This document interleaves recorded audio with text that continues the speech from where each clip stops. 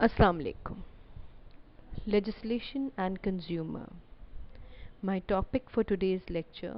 This is in continuation of the chapter Legislation and Fashion Law. Subject is fashion merchandising, and this is part of BS Home Economics Apparel and Textile Department. In this lecture we are going to discuss how legislation related to clothing and textile help consumer. In the previous lecture we have already discussed about the legislations related to clothing and textile. Who is consumer? What do you mean by consumer? Any individual who purchases products or services for his personal use and not for manufacturing or resale is called a consumer. Consumer refers to any person who purchases some goods for a price that has been either paid or promised to pay, or partly paid or partly promised to pay. Consumers benefit from legislations. The government uses legislations to regulate businesses' behavior and prevents them from exploiting people. There are laws to protect consumers who buy from businesses. Consumer protection is the practice of safeguarding buyers of goods and services and the public against unfair practices in the marketplace. Consumer protection measures are often established by law of any country or any city. Consumers benefit under Consumer Protection Act. Consumers are protected against the marketing of goods and services which are hazardous for life and property. Consumer sovereignty in the choice of goods is guaranteed. Consumers are entitled to a speedy, simple and inexpensive relief under the Act. Consumer protection makes markets work for both businesses and consumer. Consumer need to be able to obtain accurate, unbiased information about the products and services they purchase. This enables them to make the best choices based on their interest and prevents them from being mistreated or misled by the businesses. Consumer law. Consumer law helps to make sure that customers are aware of what they are buying, such as the ingredients in the food, the fiber content in the shirt, the advertising is fair or does not mislead, the debt collection is fair, and nearly every step in the buying and selling of goods is ordered towards creating a fair deal.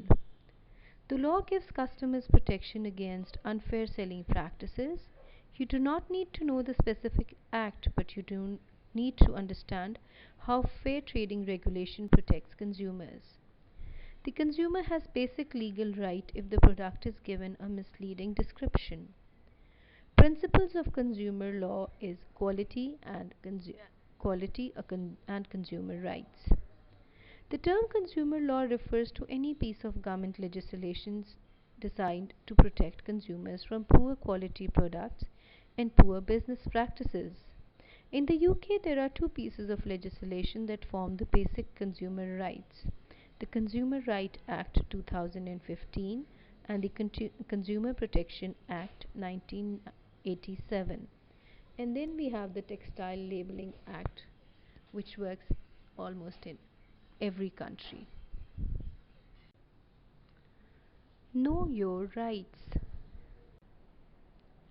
The basic rights of consumers are the right to comfortability, security and safety, the right to choose product or service, the right to receive true information of the product or the service condition, the right to complain and be heard, rights to advocacy, protection and dispute settlement, right to be informed about your rights to be served and treated without discrimination, and rights to seek compensation and redress.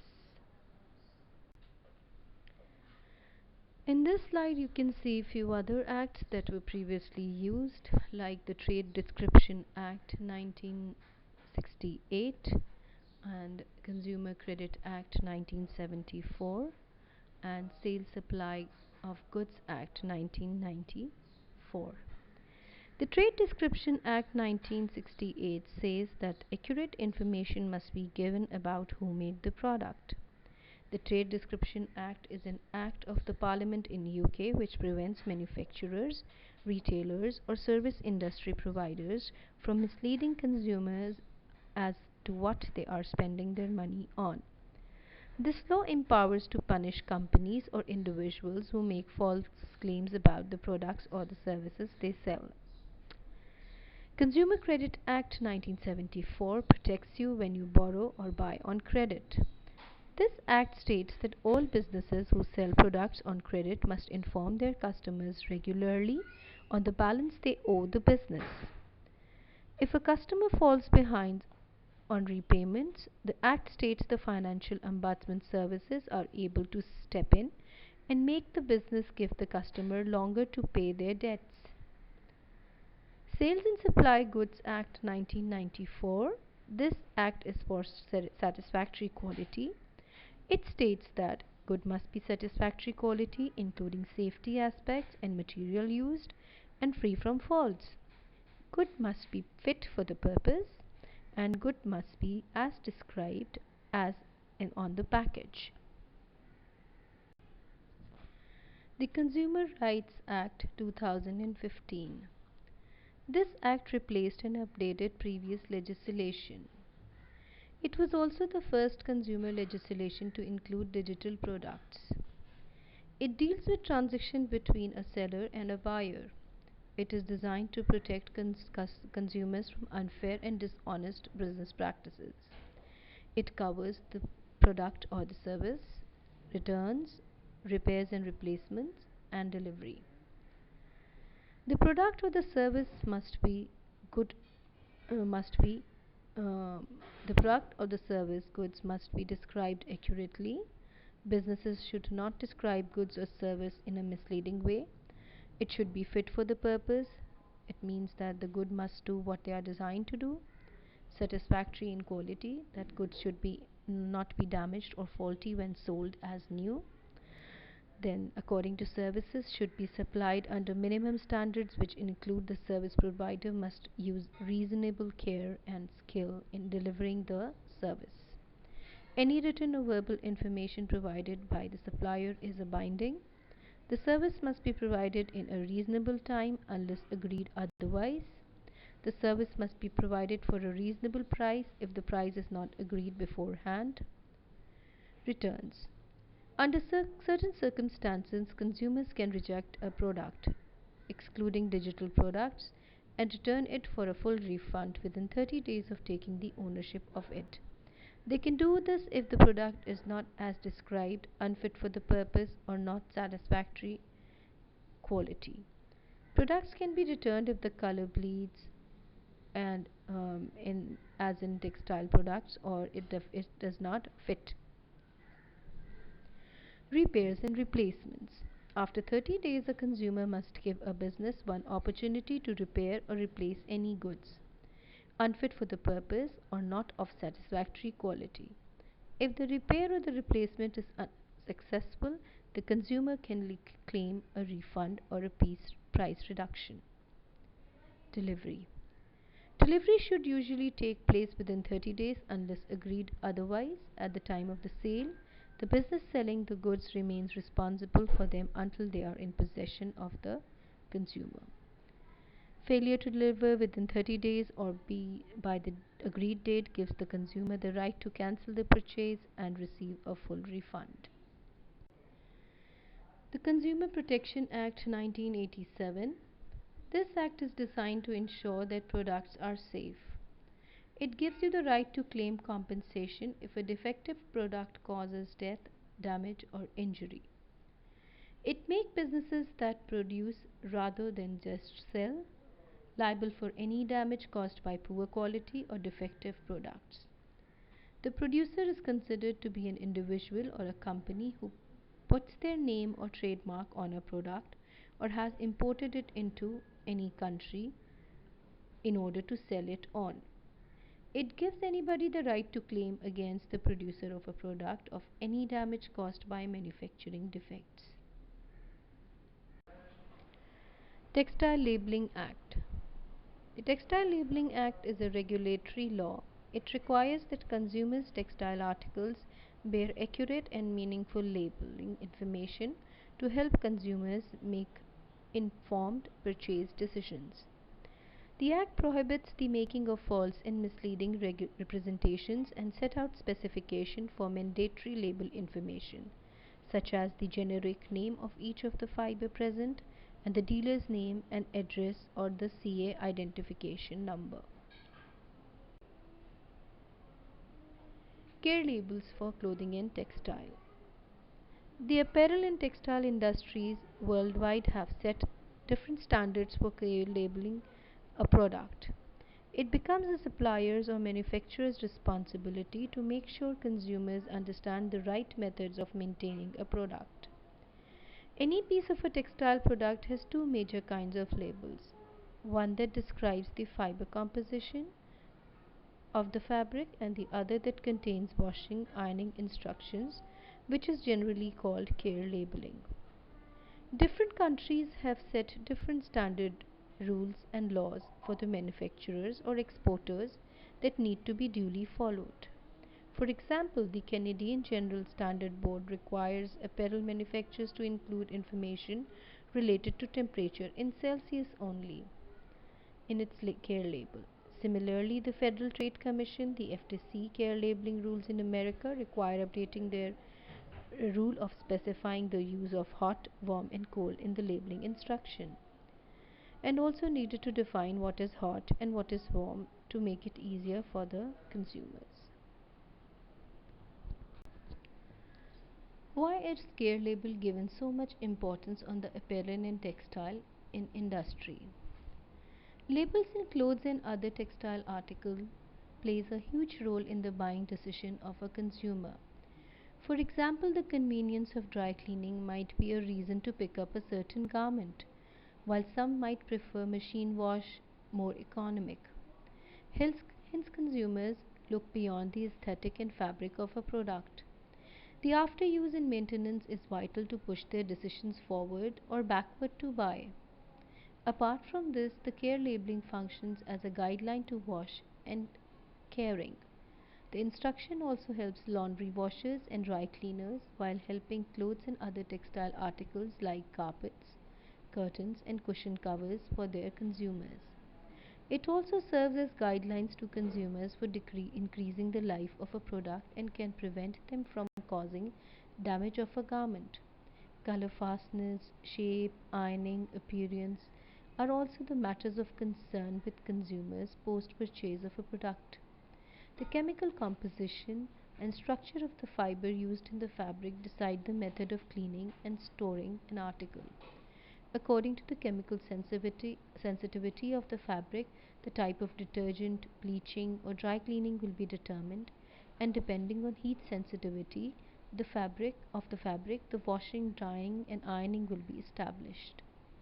Fabric that are loosely woven and can easily get out of shape require special care while washing, drying, and ironing. All these things helps in maintaining the condition and serviceability of the garment and other products. The creation of a garment of a textile article adds to the intricacy of caring procedures. It is not possible to add all details to strengthen the life of a product. Hence, it is only fair on the part of the supplier to help customer with care labeling to guide them. The care labeling standard applies to everyone who is part of the manufacturing product process, that is suppliers, the importers, the distributors, retailers, and producers of the product. Although every country follow its own set of standards and mandatory rules of care labels, there are a few sets of prerequisites that apply to most of them. The care label needs to be permanently attached to the product and must be legible. It must be able to put up the procedures mentioned thereby. Only symbols are not enough, instructions also need to go with the symbols. Labels attached in products must also be easily found by consumers during the point of purchase. In case of products being packaged in a way which the customer cannot have access to the label, a pamphlet or a ticket needs to be attached to the packet. Products having more than one piece, for instance, in children's nightwear, say a pair of pajama and a t-shirt, then both the items must bear care label individually. The products included under mandatory standards as far as textile are concerned are as follows: clothing, household textiles, apparels, furnishings, beddings, mattresses. However, other textile products like second-hand clothes, textile items used in footwear, clothes used for cleaning, medical and surgical purposes like bandages, dressings, and sanitary pads do not require clear labeling. Here you can see few symbols of these. All kinds of symbols can be found on a label. These symbols indicate the care instruction of a garment by some internationally recognized signs. It shows washing, bleaching, drying, laundering, ironing, dry cleaning. Care label codes are internationally recognized symbols which are used for clearing of garments in case of cleaning and ironing. These labels on which these codes are drawn or printed are called care labels. These are few care label codes. The care instructions are condition of laundering, drying instructions, and ironing instructions. But there are five basic ones that go in care instructions of labels, and they are as follows: washing. The adjacent uh, symbol shows the general washing instructions. Some labels uh, also use a picture of an actual washing machine to show machine wash. Dots are used to indicate temperature. A single dot represents 30 degrees Celsius, two dots indicate 40 degrees Celsius, and the addition of each dot the temperature is increased by 10 Celsius. And then we can see do not wash, which is in which the tub is crossed, and for delicate there are two lines under the tub. And hand wash, you can see a hand in the washing tub. Then in the next line you can see the tumble dry. This is the drying. A normal drying symbol is a circle enclosed in a square. The dot in the symbol indicates the temperature. Some garments also indicates hang dry instruction on the label. Then we have the drying one. And in drying we can see hang dry have a little curved mark on top. Then drip drying, there are three lines in a vertical position. And then on flat drying we have one line in a horizontal position. Dry in shade, you can see diagonal lines on one corner of the square. And do not dry, uh, you can see a cross in it. And do not wring, uh, um, you don't have to squeeze the fabric um, in opposite direction. Then we have this ironing. Ironing, different kinds of fabrics require ironing at different temperature. The dots in ironing symbol indicates the intensity of the heat of the iron. You can see one dot is low, two dots is medium, three dots is high. And then you can see that the no steam symbol and no ironing, also the iron is crossed in it. Then we have the bleaching. In the bleaching, the number one symbol shows that it can be any kind of bleach can be used. And with two diagonal lines inside the triangle shows that no chlorine bleach can only be used. And the triangle is crossed, that means that this product cannot be bleached. Then with Cl inside, it means that chlorine bleach is allowed. And again we can see the last one in which no chlorine bleach. And the last one is for dry cleaning. It is a single circle. And dry cleaning, if it's okay to dry clean, it shows one circle. If it cannot be dry cleaned, it is crossed. A circle with A written in it. The dry cleaning can be done with any solvent.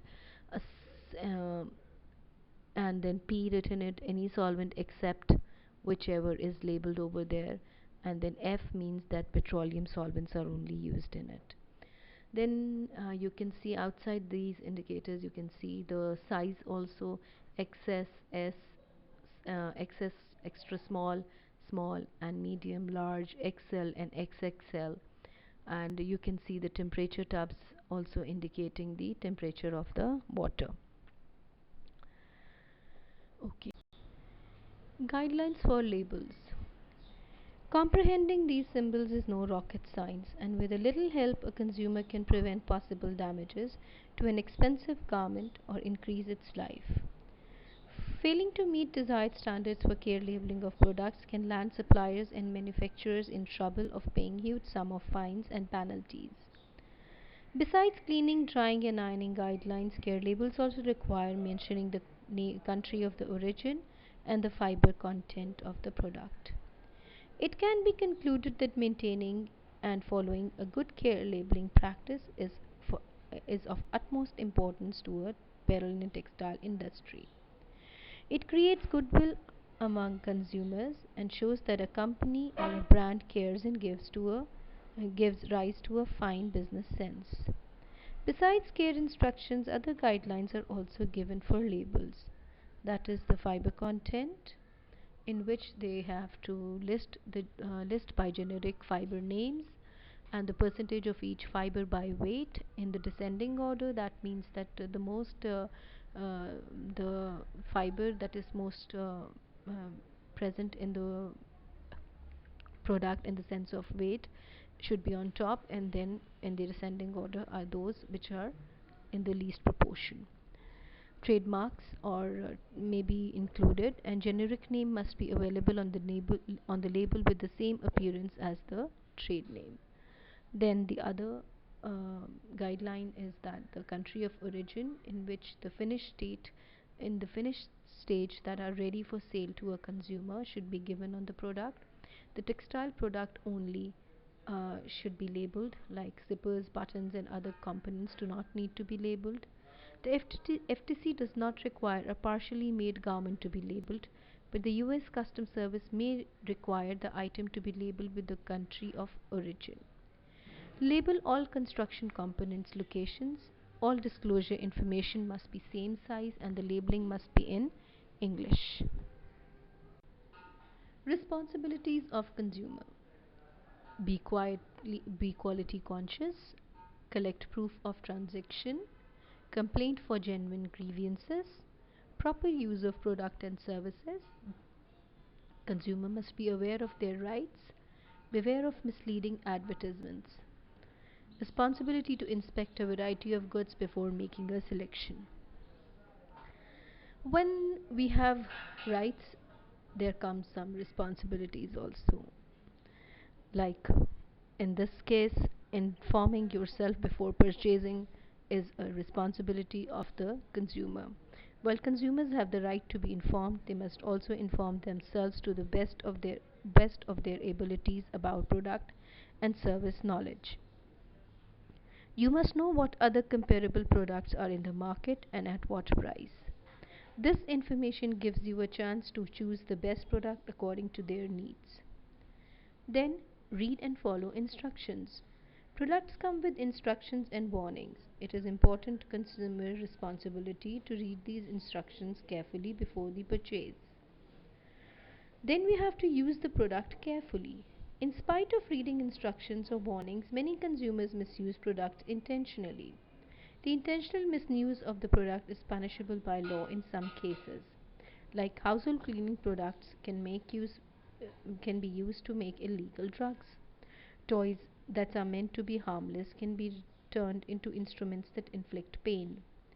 You have the responsibility to use your service and product for the use with which it is intended.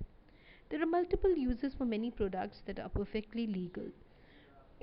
For example, a lint roller can also be used as a lampshade duster. Speaking out against wrongdoing. One of the main legal right of consumer is to speak out and defend yourself when you feel a company or an organization has wronged you. This is an ethical choice in the hopes of preventing other consumers from being wronged by the same business. Most companies have a complaint department tell you can call to content you have been wronged. You also have the option of contacting the Better Business Bureau, which has the power to resolve customer dispute without the law and to inform a business of customer service problem. Knowing consumer responsibilities for purchasing, it may seem to go without saying, but your customer rights are void in many cases if you have not purchased a good or a service legally or in the way it was intended to be purchased. This does not apply to stealing a product off a store shelf. It also applies to buying the good in a secondary market, such as buying prescription medicine from a street dealer. Even if you have brought medications from your friend or a family member, this is illegal way to obtaining the good.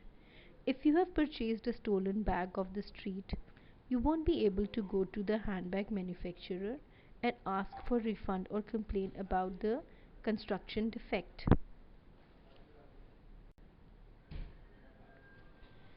As a conscious consumer, I would want the item I'm wearing to be toxic free and child labor free, along with equal pay for employees who are making the products. And the most favorite of mine is Buy Less, Choose Well, and Make It Last by Vivienne Westwood. Thank you and God bless you.